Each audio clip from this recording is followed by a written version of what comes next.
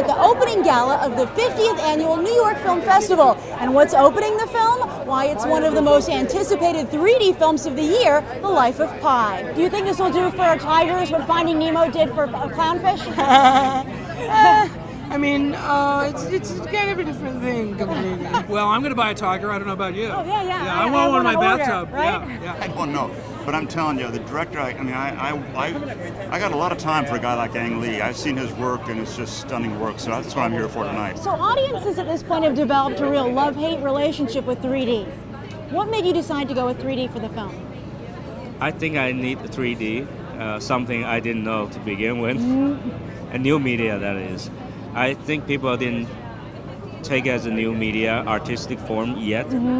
I think there need to be more improvement in the equipment, in the projection, so people don't hate it. 3D is usually reserved for blockbusters. Well, this is going to be a blockbuster. Well, okay, it's for pop. Okay, I'll rephrase. Okay. 3D is usually reserved for popcorn flicks. Hugo broke new ground. Why did you go 3D for this movie? Well, again, I'm not going to quarrel with you too much, but believe me, you're going to eat a lot of popcorn seeing this movie. Good. So, because I think it's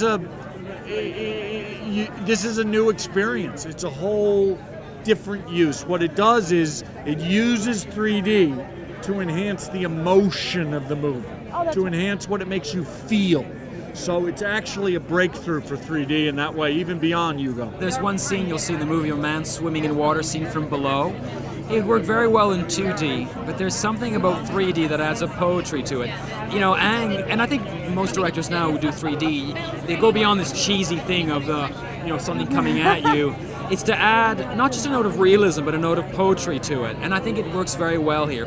You especially see it, of course, in all the oceanic scenes on the ocean, but all the stuff with the animals in India to start with, the 3D just brings those animals really to life and gives them a greater emotional impact because they do seem more real. Ang Lee has the ability to always reach and to try new things. A lot of filmmakers get stuck, they get static, and he has a creative courage that's really rare, and I really applaud that. I think when it gets easier and more comfortable, and then people will see that it's actually a very valuable cinematic tool.